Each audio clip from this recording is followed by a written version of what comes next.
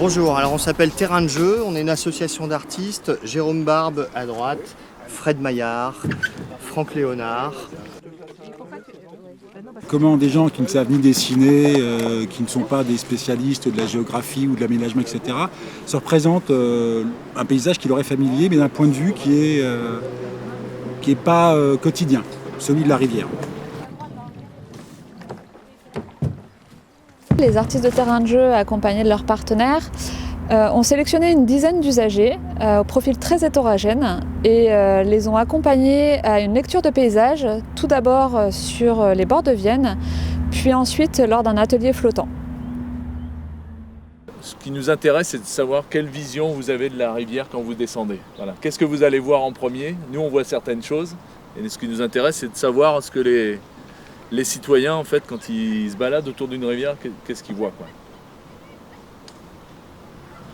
Notre coopération avec la plateforme d'artistes Terrain de Jeu a débuté en 2019, ce qui a donné lieu à une première exposition qui s'est tenue dans la galerie du CAE. Donc suite à cette expérience, nous avons souhaité continuer cette expérimentation qui mêle à la fois nos problématiques avec le champ des arts plastiques en répondant à l'appel à projet coopération et création qui se situe dans le cadre du contrat de filière arts plastiques et visuel en Nouvelle-Aquitaine.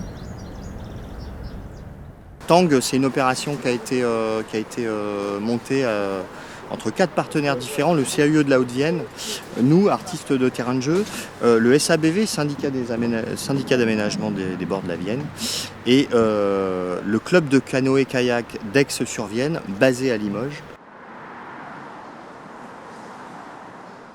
Un projet qui était au départ une espèce d'intuition un peu loufoque, c'était faire dessiner des gens dans un canoë, parce que justement c'est le seul endroit où personne ne se pose la question de savoir si on dessine bien ou pas, personne ne dessine bien sur un canoë.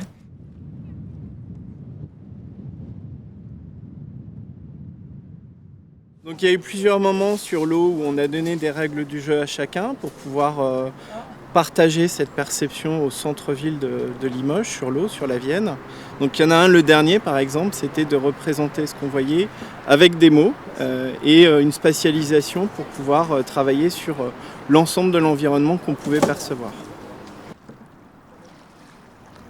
Ces premiers échanges de points de vue entre acteurs du territoire, artistes et citoyens constituent le premier fil de la construction du projet.